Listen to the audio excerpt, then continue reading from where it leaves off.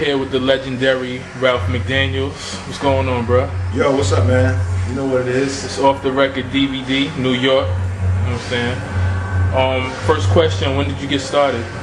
I started DJing first.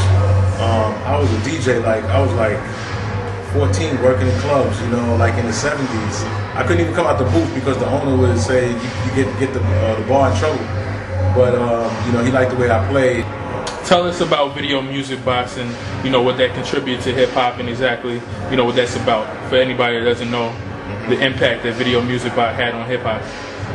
Video Music Box was, you know, probably one of the first shows to really showcase, you know, hip hop. You know, like some shows were starting to play a little bit of hip hop, but they really never really got at it like how we got at it.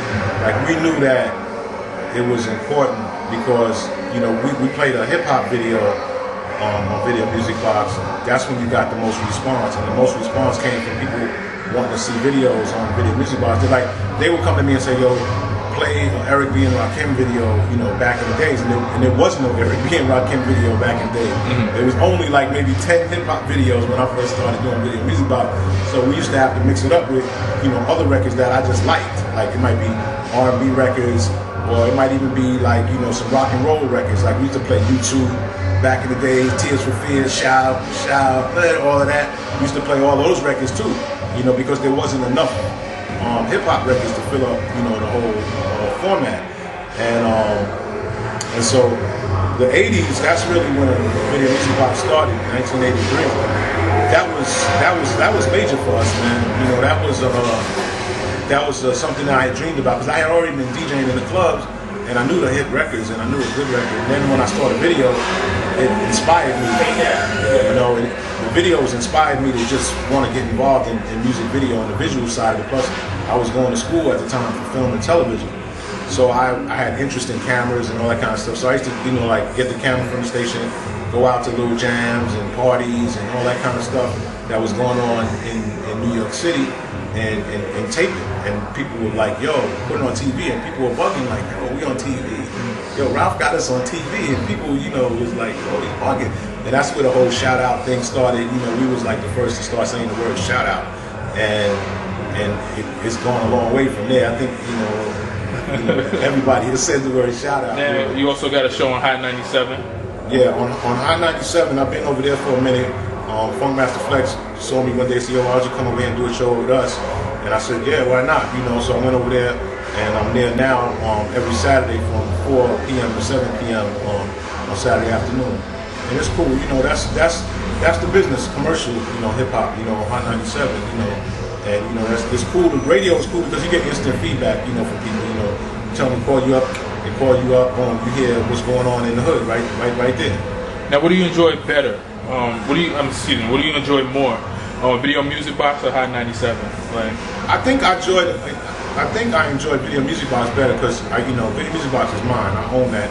So if I want to try something different, I can always do that. With radio, you can't really do that because ratings and things are, you know, in play. And you can't take as many chances on the radio as you can with a show like Video Music Box. How do you feel about the state of hip hop?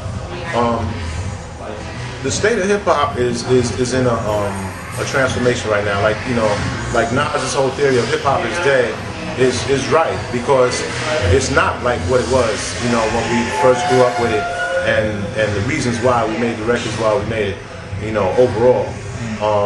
So we're going through a transformation now with hip hop. I think that we have to be more responsible. You know, that's real important. You know, that people be, you know, responsible with what they do and what they say. And I think it's important that we inspire people. You know, because, you know, we stop inspiring people. You know, like, you know, when you're shaking a gold, a diamond necklace in front of, you know, somebody from the hood who can't even see that nowhere, that's not necessarily inspiring them. You know. But if you tell somebody something that touches their heart, and you know, that might inspire them more, and that's what I think that hip hop needs to do, which is what was done in its original format. You know, so I think that we just need to just work on that. You know, we just need some patching up, and it could get back to where it should be. Because yeah, we want to party and have fun, but I think it's more about, you know, getting people inspired, man, making people feel good about themselves, man. Now there's this whole controversy about misogyny in hip hop. How do you feel about that? I mean, that's like the rest of the world, you know. You know, it's you know, it goes on in every culture. So hip hop is the biggest music culture of today. So why wouldn't it go on in hip hop? You know.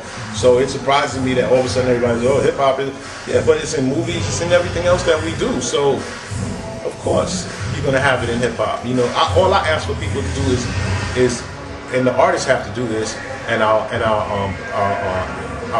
record executives that know hip hop, you know, they have to be like, look, this is what kind of music we're going to put out. I worked on a record called the Self-Destruction Project back in the day, and that was literally executives at a record company at Jive Records, along with KRS-One, who made that movement and put that together.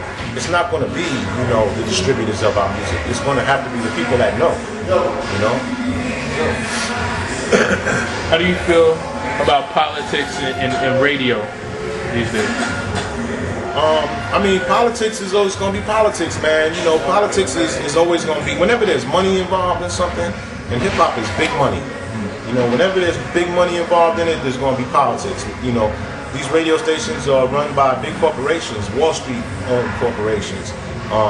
These record labels are owned by big corporations, Wall Street owned. They have to answer to people. And whenever there's that going on, and it's, you know, bottom line, you know, dollars is involved in it, you know, there's going to be politics when it comes to getting your record played and getting things done. So it's just the nature of the corporations that run hip hop.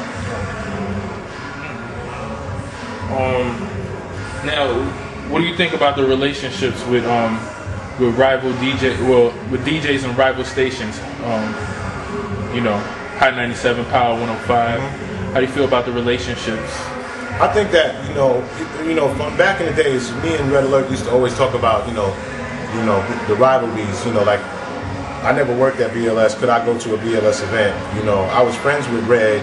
I went to a lot of KISS events. Could Red go to a KISS event? And we always did that because it really didn't matter to us, because before there was the radio stations, there was the parties, and we went to each other's parties and we knew each other. So we never got into that, you know, that rivalry. But it is a business and it is competitive. So you have a Funkmaster Flex on a Hot 97, and let's say a DJ Clue now on Power 105. They're going to go at it because they want to get that top rating, because at the end of the day, that could mean how long they keep their job. Would you consider yourself a legend? I think at this stage, I used to never want to say that I was a legend, but I think at this stage of the game, I probably am, because of, you know, the resume, you know, I mean, just from, you know, all of the things that I've done on Video Music Box, to radio, to films, to commercials, and all that kind of stuff. You know, I guess it falls into that kind of category. So, yeah. Right. Top 5 rappers. We got some right here. I know you get that question. Who we got here? We got Big, we got Big L, we got Pun, and Tupac. I'm Big Daddy Kane. I can't say top 5. I don't know. I can't say it, but you know, I mean, those guys right there. I'm more of a, because I come from that generation where that was really impacted me that much. That's why I picked those particular Kane, Rakim. I mean, I have to even throw in Chuck D in there, because he was a hell of a, he inspired a lot of people in there, man. So, you know, they just, you know, I don't know, I named more than 5, I guess. All right. Ralph McDaniels, thank you. Shout out Off the Record DVD, New York. Yeah, big up Off the Record DVD, New York. Check out onfumes.com, that's the movement, ONFUMES. Stay with me, I'm still here, Video Music Box, On Fumes, Hot 97, and whatever else is coming in the future. Off the Record.